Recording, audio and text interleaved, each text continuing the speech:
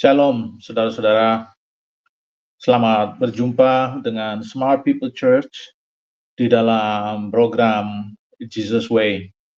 Saudara-saudara, dalam dua pertemuan sebelumnya kita sudah belajar tentang beberapa hal apa yang Yesus ajarkan tentang rasa percaya dan juga apa yang Yesus ajarkan tentang uang perdamaian atau penebusan nyawa. Saudara-saudara, kali ini kita akan melihat tentang Yesus, kita akan berbicara tentang Yesus dan mujizat, serta bagaimana kita memahami mujizat saudara-saudara dari sudut pandang Allah. Dan sebelum kita berbicara lebih jauh, saudara, mari kita bersama-sama merendahkan hati dan kita berdoa supaya kita bisa memohon kepada Tuhan yang mempunyai firman untuk bisa menuntun kita di dalam pemahaman yang benar tentang firman ini, karena firman ini milik Allah, saudara-saudara. Karena itu adalah tepat jika kita mohon kepada yang punya firman untuk menerangi pikiran kita, supaya kita benar-benar bisa memahami apa yang ingin Allah sampaikan. Saudara-saudara, kita berdoa. Ya Tuhan, Tuhan Allah kami yang kami sembah di dalam nama Yesus. Tuhan, terima kasih untuk hari ini Tuhan. Kami mau duduk kembali di hadapan-Mu, di kaki-Mu Tuhan, untuk mendengarkan Engkau berbicara tentang firman kebenaran-Mu Tuhan. Pimpinlah kami di dalam roh-Mu. Pimpin hati kami di dalam ketulusan dan kerendahan hati. Pimpin kami Tuhan supaya kami tidak berdiri dan duduk dengan kebenaran kami sendiri, tetapi kami boleh menaklukkan hati dan pikiran kami Tuhan, merendahkan diri di hadapan-Mu untuk boleh menerima kebenaran-Mu secara penuh. Dan kami boleh bersikap secara kritis untuk benar-benar mengetahui apa yang Engkau maksudkan Tuhan. Kami tidak mampu memahami kebenaran-Mu tanpa pimpinan roh-Mu Tuhan Yesus. Karena itu pimpinlah kami dengan roh-Mu ya Tuhan. Roh Kudus, kami taklukkan hati dan pikiran kami di bawah pimpinan-Mu. Dan tolonglah kami untuk bisa mengenal firman Tuhan, menerima firman Tuhan, mengerti firman-Mu, dan bisa menjadi pelaku firman-Mu ya. Di dalam nama Tuhan Yesus kami berdoa. Urapi mulut lidahku ya Tuhan. Aku tidak layak Bapa. Semua mengenai hormat dan kemuliaan. Biarlah Engkau yang kelihatan, bukan aku Tuhan. Berbicaralah ya Tuhan melalui mulut lidahku. Pakai untuk hormat dan kemuliaan. Kemuliaan dan hormat bagimu setinggi-tingginya Tuhan. Karena Engkaulah firman Allah yang hidup. Allah yang kekal penebus hidup kami yang kami sembah dalam nama Tuhan Yesus. Amin. Saudara-saudara, kali ini kita akan kembali berbicara tentang Yesus dan mujizat-mujizat yang dilakukannya, saudara. Saudara, kalau kita melihat tentang mujizat-mujizat saudara-saudara yang dilakukan oleh Yesus, kita akan melihat apa yang Yesus coba sampaikan saudara-saudara melalui mujizat itu. Dan bagaimana Yesus memandang orang-orang yang harus menerima mujizat itu. Dan bagaimana mujizat itu mengajarkan orang yang disembuhkan atau menerima mujizat itu tentang sesuatu mengenai Allah. Dan lebih daripada itu, saudara-saudara, kita yang membaca semua tentang sejarah dari pengalaman pelayanan Yesus ini, saudara-saudara, tentu akan membawa kita pada pengenalan yang lebih lagi tentang Yesus dan pelayanannya. Saudara, kalau kita melihat di dalam Alkitab, ya, ada begitu banyak korban-korban persembahan yang diberikan, saudara-saudara. Dan kalau kita bisa melihat, saudara-saudara, ya, di Matius 9 ayat 13 itu dikatakan, daripada memberi korban-korban hewan kepadaku, lebih baik kalian menunjukkan belas kasihan kepada orang lain. Nah, belas kasihan kepada orang lain ini akan menjadi pelajaran penting, saudara-saudara, bagi kita, ya, di dalam mengenal tentang pesan yang akan Tuhan sampaikan bagi kita hari ini. Di dalam Hosea 6 ayat 6, saudara-saudara, dikatakan, Sebab aku menyukai kasih setia, bukan korban sembelihan, saudara-saudara. Dan menyukai pengenalan akan Allah lebih daripada korban-korban bakaran. Saudara bisa membayangkan ya, di dalam perjanjian lama ada begitu banyak korban-korban yang diatur di dalam hukum-hukum Musa, ya, dan semuanya itu Tuhan menganggap semua itu baik, tetapi Allah itu lebih menyukai belas kasihan dan pengenalan akan Dia. Saudara-saudara, saya selalu mempunyai kerangka pikir tentang Yesus bahwa apapun yang Yesus lakukan, apapun yang Yesus katakan, atau apapun segala sesuatu yang berkaitan dengan Yesus, bagi saya itu selalu ajaib. Tentang namanya yang ditulis sebagai nama yang ajaib, lahirnya juga dalam peristiwa yang ajaib, ya, masa kanak-kanaknya juga ajaib, pembaptisannya ajaib, hingga saat dia memulai pekerjaan pelayanannya, bahkan mati sampai naik ke surga dan akan datang kembali nanti, semuanya adalah suatu keajaiban. Nah, saudara-saudara, kelahiran Yesus sebenarnya adalah peristiwa keajaiban pertama yang dicatat oleh Alkitab yang berhubungan dengan Yesus. Dan saudara tahu bahwa dari perjanjian lama tentang kelahirannya ini sudah dinubuatkan oleh para nabi.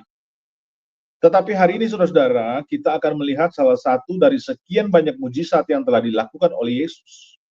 Nah, ada banyak mujizat yang telah dilakukan oleh Yesus, saudara-saudara. Dan banyak artikel juga yang mencatat tentang hal ini. Dan kita akan bersama-sama khususnya hari ini untuk melihat bagaimana hal itu terjadi. Bagaimana Yesus melakukan mujizatnya, ya, bagaimana dia apa yang mendasari Yesus di dalam tindakannya untuk melakukan mujizat itu, saudara-saudara, dan bagaimana Yesus memandang atau menilai orang lain yang terlibat di dalam peristiwa itu. Saudara-saudara, pertama mari kita membuka Alkitab kita dari Matius 9 ayat 1 sampai 8. Matius 9 ayat 1 sampai 8. Kita bisa membacanya bersama-sama di layar, saudara-saudara, ya. Sesudah itu naiklah Yesus ke dalam perahu lalu menyeberang. Kemudian sampailah ia ke kotanya sendiri. Di ayat berikutnya, maka dibawa oranglah kepadanya seorang lumpuh yang terbaring di tempat tidurnya. Ketika Yesus melihat iman mereka, berkatalah ia kepada orang lumpuh itu, percayalah hai anakku, dosamu sudah diampuni. Ayat 3, maka berkatalah beberapa orang ahli Taurat dalam hatinya, ia menghujat Allah. Tetapi Yesus mengetahui pikiran mereka lalu berkata, mengapa kamu memikirkan hal-hal yang jahat di dalam hatimu? Manakah lebih mudah mengatakan dosamu sudah diampuni atau mengatakan bangunlah dan berjalanlah? Tetapi supaya kamu tahu bahwa di dunia ini anak manusia berkuasa mengampuni dosa, lalu berkatalah ia kepada orang lumpuh itu, bangunlah, angkatlah tempat tidurmu, dan pulanglah ke rumahmu. Dan orang itu pun bangun lalu pulang. Maka orang banyak melihat hal itu takut, lalu memuliakan Allah yang telah memberikan kuasa sedemikian itu kepada manusia. Dan kita buka di ayat 13, saudara-saudara, kita lompat ke ayat 13. Jadi pergilah dan pelajari arti firman ini. Yang ku kehendaki ialah belas kasihan dan bukan persembahan. Karena aku datang bukan untuk memanggil orang benar, melainkan orang berdosa. Nah, saudara-saudara, ayat ini paralel dengan apa yang tercatat di dalam Markus 2 ayat 1 sampai 12 dan Lukas 5 ayat 17 sampai 26. Ya. Saudara-saudara, kita melihat ada di dalam perikop ini dikatakan tentang 4 orang yang berusaha menolong membawa si lumpuh kepada Yesus. Dan pada bagian ini kita dapat melihat dan belajar beberapa hal penting, yaitu pertama, saudara-saudara, perhatikan, ada kasih yang ditunjukkan oleh 4 orang yang membawa si lumpuh, dan kasih ini menggerakkan mereka begitu rupa, saudara-saudara, sehingga mereka mau mengorbankan tenaga, mereka mau mengorbankan waktu, perasaan, dan tidak memandang kesulitan yang ada di hadapan mereka. Saudara-saudara, yang hal penting kedua yang untuk diperhatikan adalah ada penyangkalan diri yang hebat yang dilakukan oleh 4 orang yang menolong si lumpuh ini. Sampai-sampai mereka tidak menyerah ketika pintu masuk untuk menemui Yesus itu tertutup oleh kerumunan orang banyak. Nah, hal penting ketiga, saudara-saudara, yang perlu diperhatikan di dalam perikop ini adalah ada sikap pantang menyerah di dalam membawa si lumpuh atau membawa orang lain kepada Yesus. Yang penting tentang bagaimana supaya si lumpuh ini, saudara-saudara, bagi 4 orang ini, yang penting bagi mereka adalah bagaimana supaya si lumpuh ini dapat bertemu dengan Yesus, saudara-saudara. Lalu kita juga bisa melihat bagaimana kesehatian mereka. Lalu kita juga bisa melihat bagaimana kerjasama mereka. Lalu kita juga bisa melihat bagaimana ketekunan mereka, saudara-saudara. Dan semua hal ini, saudara-saudara, itu ditunjukkan ya oleh 4 orang ini, dan itu mengajarkan kepada kita untuk bagaimana kita memiliki sikap-sikap seperti ini di dalam usaha untuk membawa orang lain kepada Kristus, saudara. Saudara, sikap semua yang dilakukan oleh 4 orang ini juga mengajarkan kita untuk bagaimana kita seharusnya bersikap berani mau mengorbankan diri dan tidak memandang kesulitan, sehingga semua hal-hal itu tidak menghentikan kita untuk membawa orang lain, untuk mendorong orang lain mengenal Kristus, saudara-saudara. Ada hal-hal lain yang perlu diperhatikan juga, saudara-saudara, dalam mengenai sikap dari si lumpuh. Saudara-saudara, umumnya orang yang sakit, orang yang ditolong, orang yang menghadapi kesulitan, umumnya akan merasa kecil hati. Umumnya mereka akan merasa lebih minder. Umumnya mereka merasa tidak enak hati karena harus merepotkan orang lain. Saudara-saudara, semua itu sepertinya akan nampak sekilas seperti orang yang rendah hati. Tapi kalau saudara mau perhatikan lebih jelas, sebenarnya sikap-sikap itu beda tipis dengan keangkuhan. Saudara, sikap itu sepertinya rendah hati, tapi sebenarnya sikap enggan itu harus kita sadari bahwa rasa tidak enak ketika orang lain melayani kita, itu sebenarnya sedang membuat kita menjauh atau mencegah kita untuk kita mendapatkan pertolongan dari Allah, saudara-saudara. Jadi rasa enggan, rasa malu hati karena rasa tidak enak orang lain harus berkorban untuk kita, lalu kemudian kita mengatakan, saya tidak usah ditolong. Saya nggak usah repot-repot. Terima kasih, saudara-saudara.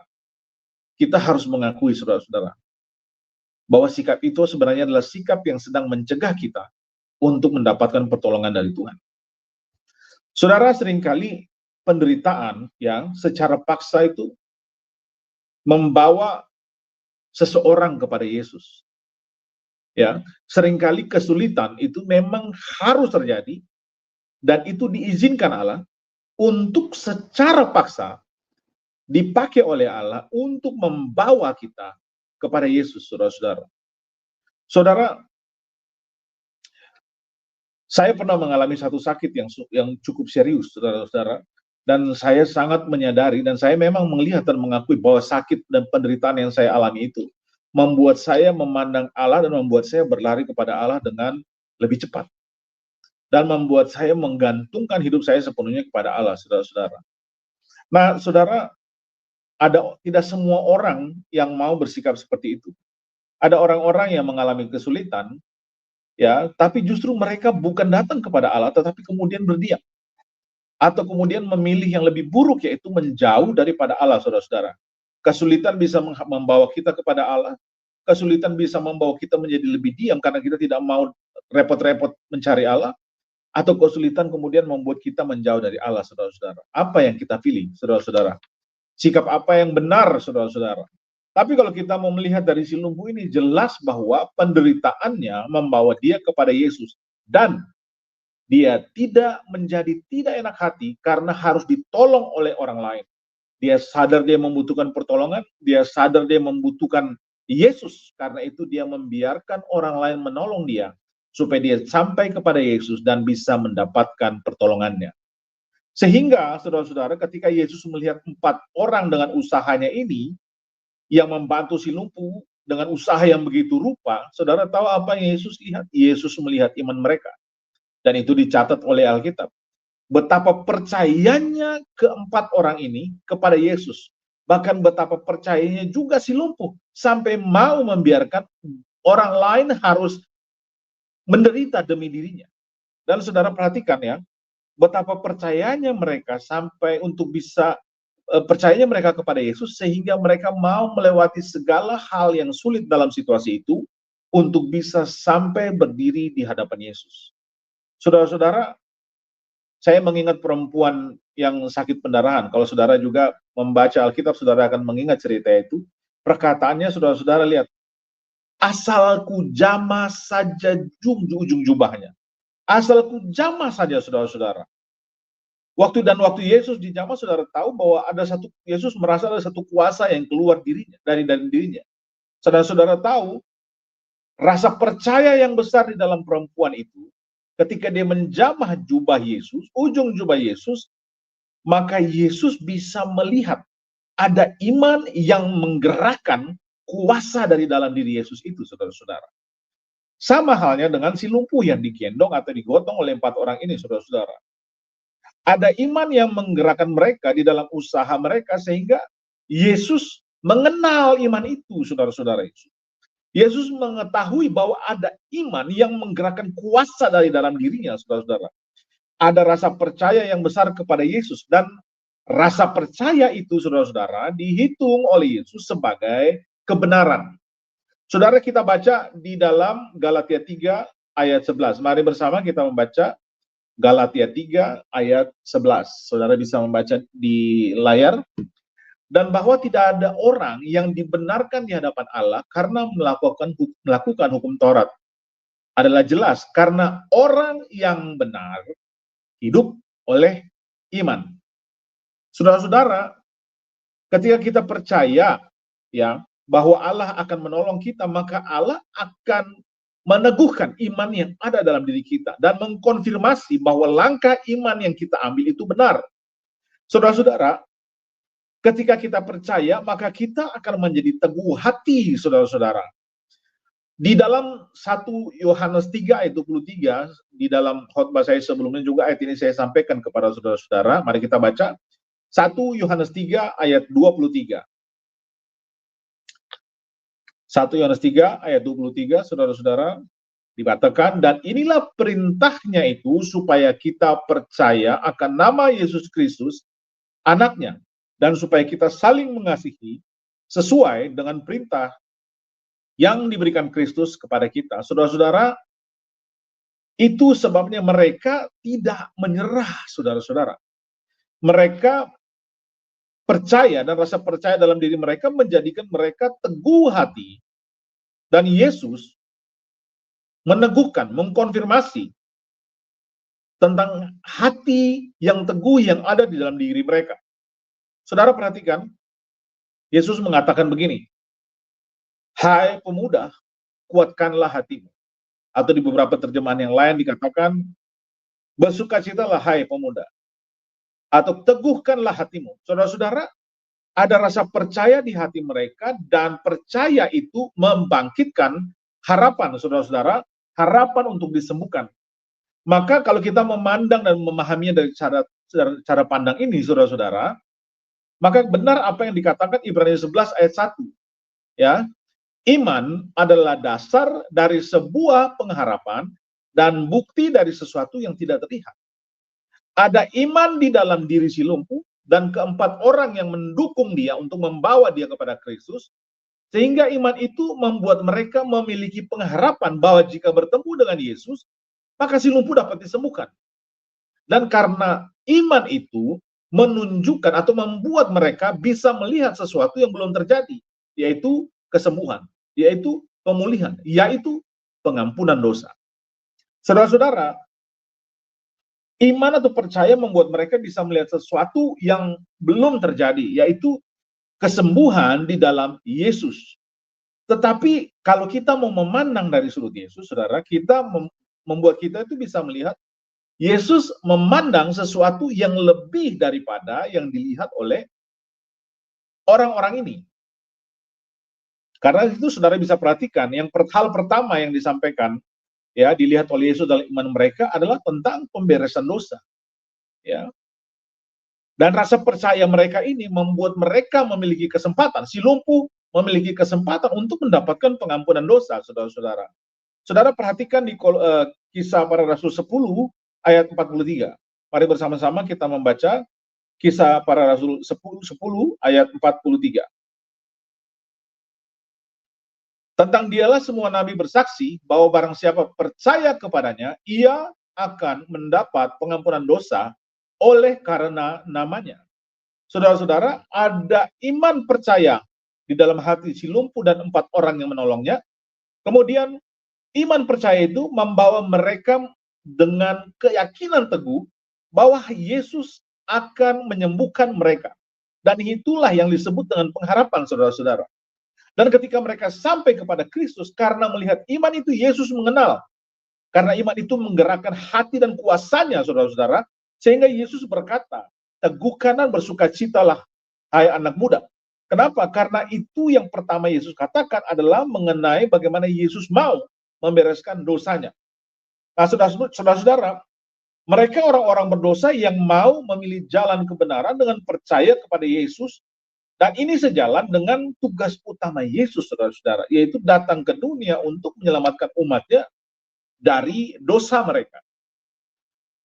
Di Matius 1 ayat 21 dikatakan begini, saudara-saudara, dialah yang akan menyelamatkan umatnya dari dosa mereka. Matius 1 ayat 21. Saudara-saudara menyinggung tentang kelahiran Yesus sedikit karena menjelang Natal, saudara-saudara ya. Ini intermezzo. Kalau kita mau perhatikan, orang pertama, saudara-saudara, yang tahu bahwa Yesus adalah anak Allah adalah Maria. Karena dia yang pertama kali mendapatkan kasih karunia dari Allah. Ketika malaikat datang kepadanya dan mengatakan bahwa engkau mendapatkan kasih karunia dari Allah. Sehingga dia akan mengandung anak Allah yang hidup, saudara-saudara. Sekalipun dia mengatakan, aku belum menikah.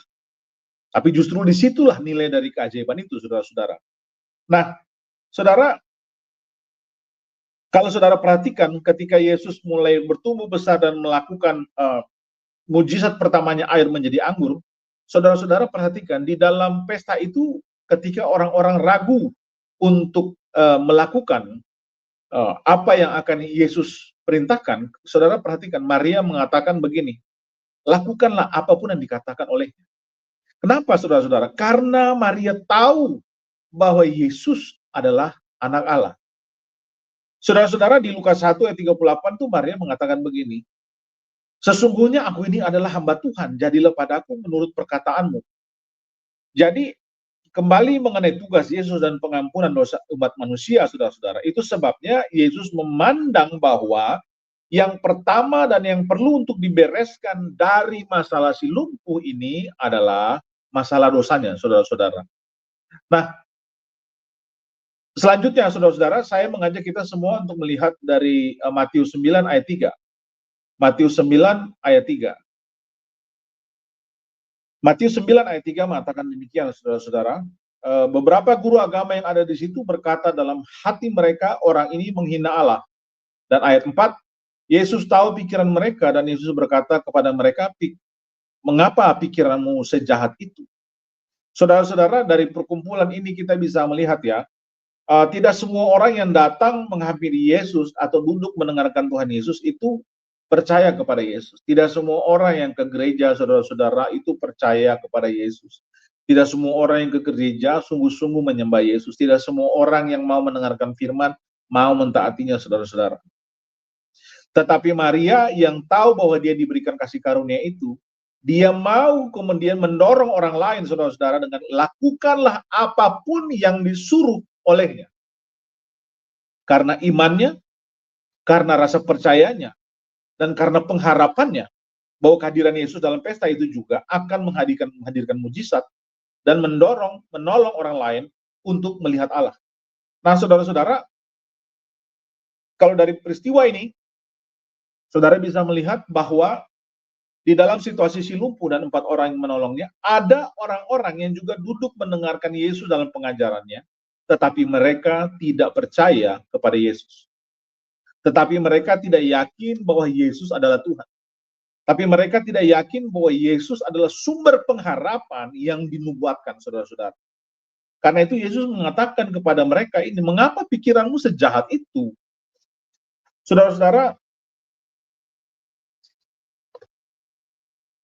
tentang guru-guru agama ya, yang tidak percaya kepada Yesus. Itu bisa kita bandingkan saudara-saudara di dalam Roma 10 ayat 3 sampai 4. Mari bersama-sama kita membaca Roma 10 ayat 3 sampai 4, saudara-saudara. Sebab oleh karena mereka tidak mengenal kebenaran Allah, oleh karena mereka berusaha untuk mendirikan kebenaran mereka sendiri, mereka tidak takluk kepada kebenaran Allah. Ayat 4, sebab Kristus adalah kegenapan hukum Taurat, sehingga kebenaran diperoleh tiap-tiap orang yang percaya. Saudara-saudara, mujizat kebenaran dan pengharapan itu diperoleh oleh mereka yang percaya. Inilah yang membedakan guru-guru agama atau orang-orang Farisi atau para imam yang duduk mendengarkan Yesus dibandingkan dengan si lumpuh dan 4 orang yang menolongnya. Mereka yang datang dari luar, yang harus melewati kesulitan-kesulitan, yang berpegang teguh pada pengharapan yang ada dalam hati mereka, bahwa Yesus sanggup menerima mereka, bahwa Yesus sanggup mengampuni mereka, bahwa Yesus sanggup untuk menyembuhkan dan melakukan mujizat atas penyakitnya. Sedangkan orang-orang yang menjadi perbandingannya, yaitu para guru-guru agama ini, saudara-saudara, mereka memandang bahwa Yesus sedang menghujat Allah. Saudara-saudara, mereka tidak mengenal kebenaran Allah, karena itu mereka berusaha untuk mendirikan kebenaran mereka sendiri. Saudara, banyak orang merasa bahwa mereka mengenal Allah dan mereka berdiri pada pengenalan mereka sendiri. Sehingga apapun yang Yesus katakan melalui firman-Nya, itu tidak segera atau tidak dengan mudah sampai ke dalam hati orang-orang seperti itu, saudara. Saudara, hukum agama itu sudah dipenuhi oleh Kristus. Karena itu setiap orang yang percaya kepada Kristus, hubungannya dengan Allah menjadi dipulihkan, saudara-saudara. Saudara-saudara, kita buka bersama di Kisah Para Rasul 13 ayat 39. Kisah Rasul 13 ayat 39. Kita bisa membacanya bersama-sama, saudara-saudara. Dan di dalam dialah setiap orang yang percaya memperoleh pembebasan dari segala dosa yang tidak dapat kamu peroleh dari hukum Musa. Selanjutnya, saudara-saudara, kita lihat di Roma 10 ayat 2. Di Roma 10 ayat 2. Sebab aku dapat memberi kesaksian tentang mereka bahwa mereka sungguh-sungguh giat untuk Allah, tetapi tanpa pengertian yang benar. Saudara, banyak orang yang mempunyai pengetahuan tentang kebenaran, mempunyai pengetahuan, tapi tidak mempunyai pengertian tentang kebenaran itu. Mereka pikir dengan tahu cukup, saudara, tapi tidak bisa menghidupinya karena tidak mengerti, saudara-saudara. Paulus berkata bahwa mereka sungguh giat untuk Allah, tapi tanpa pengertian yang benar. Saudara, tanpa pengertian yang benar dapat membawa seseorang pada pikiran yang jahat, saudara-saudara. Karena itulah Allah mengatakan kepada mereka, mengapa pikiranmu jahat, saudara-saudara. Selanjutnya, saudara-saudara, guru-guru agama ini tidak percaya sehingga ketika Yesus berkata, dosamu sudah diampuni, mereka berkata, ia menghujat Allah. Sementara si lumpuh dan si pengusung ketika Yesus berkata, bersukacitalah, sebab dosamu sudah diampuni. Bangunlah, angkat tilangmu dan pulanglah ke rumahmu. Dan orang itu pun bangun lalu pulang, saudara-saudara. Yang satu datang dengan pengertian sendiri, yang satu datang dengan sikap tidak percaya. Sementara yang lain datang dengan pengharapan, datang dengan rasa percaya, dan pulang mendapatkan berkat. Saudara, datang, duduk, mendengar, berdiam di dalam rumah Allah, mendengarkan firman Tuhan, tetapi dengan sikap yang percaya, bersandar kepada kebenaran sendiri, saudara-saudara, itu menjadi dosa. Kenapa? Karena itu akan sulit membuat kita menerima Kristus dalam kebenarannya. Yang lain, saudara-saudara, kita bisa lihat selanjutnya, seringkali, saudara-saudara, kita itu dapat menghampiri Tuhan dengan sikap dan pengetahuan kita sendiri. Sehingga, saudara-saudara, kita seringkali merasa bahwa apa yang kita ketahui, apa yang kita pahami sebagai kebenaran itu lebih benar daripada apa yang disampaikan oleh seorang hamba Tuhan. Saudara-saudara, ini akan menjadi batu sandungan bagi setiap kita jika kita mempunyai pola pikir itu. Kenapa? Karena ketika orang lain menyampaikan kebenaran yang dari Tuhan, kemudian kita menangkisnya dengan kebenaran kita sendiri, saudara, itu akan menjadi sandungan bagi kita. Karena kita pikir bahwa kita sudah mengenal Allah. Kita tidak mempunyai sikap kerendahan hati dan ketulusan untuk menyelidiki kebenaran yang disampaikan saudara-saudara. Karena kita tidak bisa dengan cepat menolak, kita harus mempunyai hati yang lembut, yang mudah juga untuk ditaburkan firman-firman kebenaran yang mungkin saja kita belum pernah dengar, atau yang sudah kita dengar, tapi kita salah pahami, saudara-saudara. Nah, selanjutnya, saudara-saudara, ya, kebenaran membuat semua orang yang mengakui bahwa Yesus adalah anak Allah itu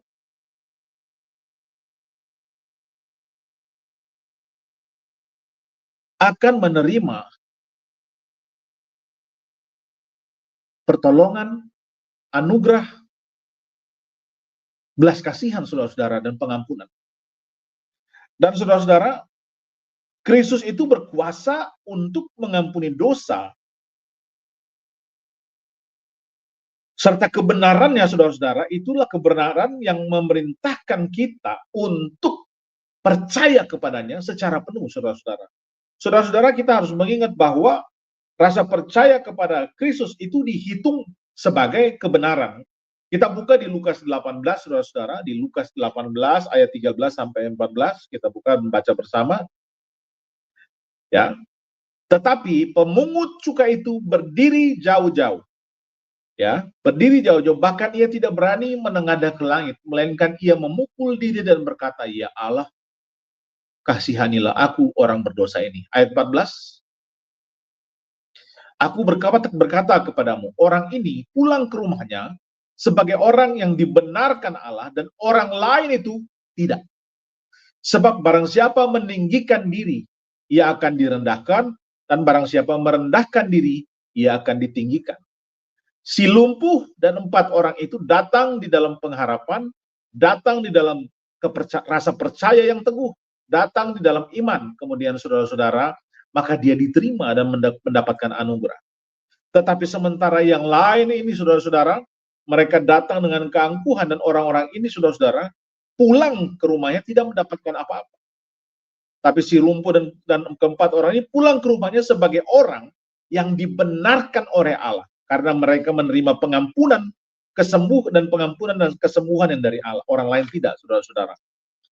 Nah, saudara-saudara, karena itu melalui perikop ini kita juga bisa belajar tentang bagaimana kita datang menghampiri Allah di dalam sikap kerendahan hati dan ketulusan untuk menerima pengampunan, untuk menerima anugerah keselamatan, dan kemudian kita bisa pergi dengan membawa kebenaran Kristus, bukan kebenaran kita, membawa pengetahuan Kristus, bukan pengetahuan kita, membawa pengertian yang dari Kristus, bukan pengertian manusia. Saudara-saudara, kebenaran Kristus membebaskan kita dari dosa, kebenaran Kristus membawa kita, ya, keluar dari dosa. Di Roma 10 ayat 10 mengatakan demikian, karena dengan hati orang percaya dan dibenarkan, dan dengan mulut orang mengaku dan diselamatkan.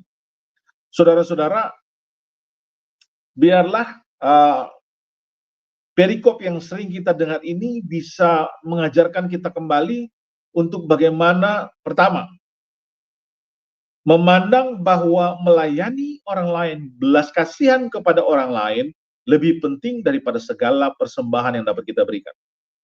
Hati yang penuh belas kasihan jauh lebih penting. Hal kedua yang dapat kita pelajari, bagaimana memiliki sikap hati seperti 4 orang yang menolong si lumpuh, yang tidak menekan diri mereka begitu rupa, yang tidak menganggap kesulitan-kesulitan, yang tetap bersatu hati dan tekun untuk menolong si lumpuh untuk bisa sampai kepada Kristus. Ini sikap yang benar di dalam melayani orang lain, saudara-saudara. Lalu saudara-saudara, yang selanjutnya yang dapat kita pelajari dari si lumpuh sendiri, dia tidak terlalu rendah diri untuk bisa datang kepada Kristus, menerima pertolongan, menerima pengampunan dan kesembuhan. Selanjutnya, saudara-saudara, hal penting lainnya yang dapat kita pelajari adalah bahwa tidak semua orang yang datang ke hadapan Allah, tidak semua orang yang duduk di dalam rumah Tuhan, tidak semua orang yang duduk mendengarkan firman Tuhan, tidak semua orang yang ke gereja itu selalu datang untuk mendengarkan Kristus dengan mengharapkan kebenaran Kristus menggantikan kebenaran mereka sendiri. Ini poin-poin penting, perikop penting, saudara-saudara, yang sering kali kita dengarkan, tetapi tidak kita pahami secara benar. Karena itu, saudara-saudara, saya berharap kiranya supaya firman ini, kebenaran ini, saudara-saudara, bisa memberikan kita pelajaran penting, saudara-saudara, sehingga kita bisa bersikap secara benar dan bisa menghidupi kebenaran yang disampaikan atau yang diajarkan kepada kita, saudara-saudara. Saudara, saya mau menyampaikan sedikit kesaksian tentang hidup saya, saudara. Pada tahun 2008, saudara-saudara, saya sedang duduk di tempat kos saya, ya. Saat itu, saya selalu punya pemikiran begini, saudara, bahwa saya itu terlalu rumit dan terlalu berdosa, terlalu rusak untuk bisa disembuhkan. Terlalu kacau untuk bisa diselamatkan. Terlalu menjijikan untuk bisa diterima. Dan kemudian, saudara-saudara, ketika saya melihat ada kesempatan bagi saya untuk duduk dan melakukan pekerjaan-pekerjaan saat itu, kemudian saya duduk sendiri dan mulai bekerja sambil memikirkan hal-hal yang saya pikir apakah mungkin saya juga bisa menerima anugerah dari Tuhan, pengampunan yang dari Tuhan, mendapatkan pertemuan dengan Tuhan yang bisa menolong saya untuk terlepas, saudara-saudara, dari kehidupan saya yang lama. Waktu saya sedang duduk, saudara-saudara, kemudian saya mendengarkan satu kalimat yang dikatakan kepada saya. Kalimat itu berbunyi begini, jujurlah. Saya di tempat kos saya waktu itu adalah satu kamar kecil yang salah satu sisi dari dindingnya itu terbuat dari triplex, saudara-saudara. Dan kemudian waktu saya mendengar kata jujur itu, saya pikir yang ngomong itu adalah orang dari teman kos saya yang ada di sebelah kamar saya. Karena itu saya ketok kamarnya, saya bilang, "Hei, jujur soal apa?" Karena saya pikir yang ngomong dia, saudara-saudara. Kemudian waktu saya setelah mendengar suara yang mengatakan kata jujur itu untuk pertama kali, kemudian setelah saya tanya kenapa tidak ada respon, lalu saya melanjutkan pekerjaan saya, saudara-saudara. Waktu sedang melanjutkan pekerjaan itu, tiba-tiba muncul kalimat kedua. Kalimat itu mengucapkan kata yang sama, saudara-saudara, jujurlah. Responnya masih sama, saudara-saudara. Saya kemudian mengetok dinding itu dan sambil berteriak, jujur soal apa maksudnya? Karena saya pikir masih orang lain yang berbicara kepada saya. Karena juga tidak ada respon, maka saya terus, saudara-saudara, mengerjakan pekerjaan saya yang sedang yang ada di hadapan saya. Lalu kemudian muncul kata yang ketiga, kata yang sama, jujurlah. Nah, kali yang ketiga ini, saudara-saudara, saya tidak lagi berteriak untuk mencoba merespon karena sesuai dengan pikiran saya. Karena saya pikir yang ngomong adalah tetangga teman kos saya. Tapi saya mengingat cerita tentang Samuel, saudara-saudara. Ketika dia mendengar kalimat namanya dipanggil, dia kemudian menghampiri imam untuk bertanya apakah imam itu memanggil. Saya pikir saat itu, saudara-saudara, pada panggilan yang ketiga, saya berpikir tentang hal itu dan saya kemudian ingat di dalam cerita itu, saudara-saudara, karena di situ imam itu berkata, jika suara itu memanggil lagi engkau dengan namamu, jawablah, ya Bapa, ya Tuhan, ini saya. Lalu saya menjawab dengan cara yang sama, tapi sedikit berbeda. Kemudian saya tanya, Tuhan, engkaukah yang bicara denganku? Yang membuat saya terkejut, saudara-saudara, karena saya dijawab, ya, ini aku Yesus yang berbicara denganmu. Saudara-saudara, lalu ada percakapan dan peristiwa mujizat yang saya anggap sebagai mujizat saat itu. Kemudian terjadi percakapan yang panjang saya dengan suara itu, termasuk percakapan sampai tentang akhir zaman, saudara-saudara. Akhir dari kematian saya juga. Lalu dari saat itu, saudara-saudara, dari peristiwa percakapan itulah yang membuat saya duduk di hadapan saudara-saudara, kemudian bisa menyampaikan dalam kesempatan untuk menyampaikan firman Tuhan ini. Saudara, saya tidak merasa layak untuk mendapatkan pertolongan itu. Saya tidak merasa seperti yang saya katakan di dalam firman tadi, bahwa kadang-kadang kita itu merasa rendah diri, kesannya seperti rendah hati, tapi tidak sama sekali. Karena suatu saat dalam doa saya tanya begini, Tuhan, mengapa Tuhan mau mengizinkan telinga saya yang najis ini, ya, saya sebagai Arthur yang najis ini, mau diizinkan untuk mendengarkan suara Tuhan. Meskipun katanya cuma jujur. Dan yang mengherankan saudara-saudara dari hal ini, saya dijawab ketika saya bertanya itu. Suara itu menjawab begini, aku mengizinkan engkau mendengarkan suaraku, supaya engkau tahu bahwa Tuhan itu ada, dan bahwa Tuhan itu penuh kasih. Aku mengizinkan telingamu mendengarkan suaraku, supaya engkau tahu bahwa kasih itu ada, karena engkau lahir dari keluarga yang rusak.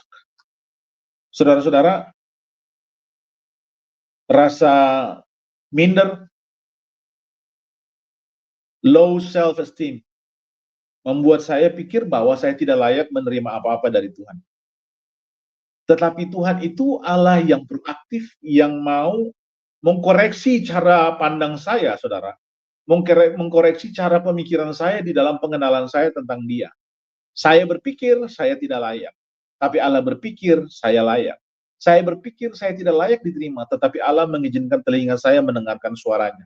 Saya berpikir bahwa saya tidak layak dikasihi, tetapi Allah berkata, supaya engkau tahu bahwa kasih itu ada. Saudara-saudara, ini adalah satu peristiwa yang tidak bisa saya lupakan dalam diri saya, saudara-saudara. Bahkan sampai hari ini. Sampai hari ini, Allah juga memakai keluarga saya, memakai orang-orang terdekat, orang-orang yang mengasihi dalam jemaat saya, untuk membentuk saya, untuk melatih saya, dan membuat saya itu bisa dibentuk menjadi sempurna, saudara-saudara, sesuai dengan gambar halik yang Yesus rencanakan, yang Yesus rancangkan dari awal. Hal yang sama pun akan terjadi kepada saudara-saudara. Kita tidak bisa membuat diri kita atau memandang, atau kita tidak bisa mempunyai satu pola pikir yang berlawanan dengan cara pandang Kristus di dalam Kristus memandang orang yang berdosa, saudara-saudara. Kelihatannya kita tidak layak, tapi ingat, Yesus datang untuk orang yang tidak layak. Ingat bahwa Yesus datang untuk orang-orang yang berdosa. Ingat bahwa Yesus datang untuk orang-orang yang merasa bahwa diri mereka itu tidak layak menerima kebenaran. Tetapi Tuhan Yesus itu begitu baik sampai Dia merubah kerangka pikir orang-orang berdosa, sehingga ketika Dia bisa masuk dan menyatakan kebenarannya, dan membuat kita yang berdosa ini mempunyai cara pikir yang benar bahwa kita orang berdosa layak untuk ditolong. Kita orang berdosa harus menerima pengorbanan Kristus yang datang ribuan tahun lalu untuk ada dipaku di atas kayu salib sehingga kita dapat diselamatkan, saudara-saudara. Ini adalah hal yang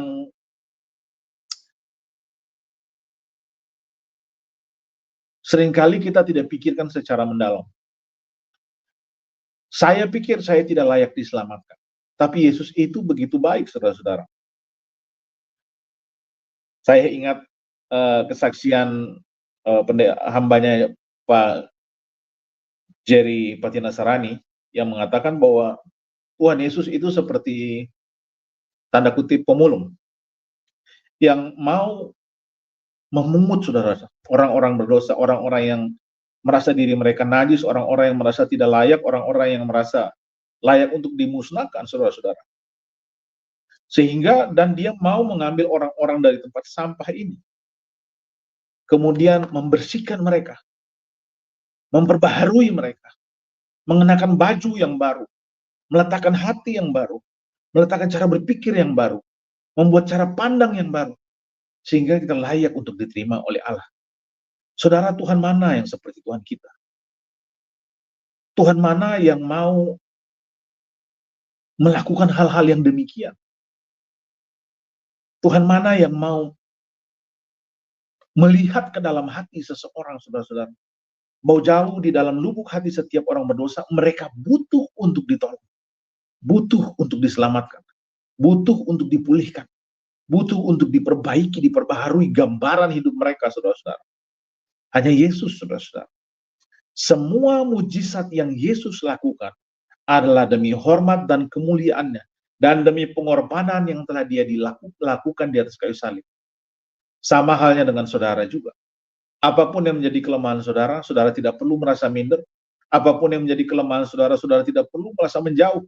Tidak perlu merasa bahwa saudara tidak layak ditolong. Karena kalau saudara mau merasa seperti itu, saudara ketahuilah, Paulus juga mengatakan bahwa tidak ada yang lebih berdosa daripada dia. Dia menganiaya orang Yahudi, dia membunuh saudara-saudara. Dia membunuh orang dengan rasa bencinya, saudara-saudara. Nah, sama, Paulus yang merasa lebih berdosa daripada semua orang ditolong. Saya pun yang merasa diri najis mendapatkan anugerah itu. Si lumpuh pun mendapatkan pertolongan itu, saudara-saudara. Dan saudara-saudara pun layak untuk mendapatkan anugerah, pertolongan, dan keselamatan yang dari Tuhan Yesus. Saudara-saudara, tidak ada Tuhan seperti Tuhan kita. Tidak ada Tuhan seperti Yesus, saudara-saudara. Jika tidak hari ini, maka saudara akan terlambat. Jika saudara mau, saudara bisa membuka hati saudara, saudara bisa datang kepada Yesus dan mengatakan, ya Tuhan Yesus, aku membutuhkan Engkau Tuhan untuk memperbaiki cara berpikirku yang salah, untuk memperbaiki sikap hatiku yang salah, untuk memperbaiki masa laluku yang rusak Tuhan, yang memalukan, yang tidak bisa digantikan Tuhan dengan kisah hidup yang baru. Hanya Engkau Tuhan yang sanggup menolong. Hanya Engkau Yesus yang sanggup memberikan gambaran diri yang baru bagiku. Hanya Yesus yang sanggup, saudara-saudara. Dan biarlah setelah mendengarkan kebenaran ini, iman kita terpaut kepadanya. Pengharapan kita terarah kepadanya. Kebenaran kita digantikan dengan kebenaran. Sehingga kita dibebaskan dan menerima keselamatan yang penuh. Dan bertumbuh di dalam pengenalan yang benar akan Yesus. Saudara-saudara, Tuhan Yesus memberkati saudara-saudara. Biarlah firman ini menguatkan kita untuk berjalan di sepanjang minggu ke depan, sampai kita dapat mengakhiri tahun kehidupan kita di tahun 2024. Tuhan Yesus memberkati saudara-saudara. Sampai berjumpa di dalam program Jesus Way selanjutnya. Salam sejahtera bagi kita semua.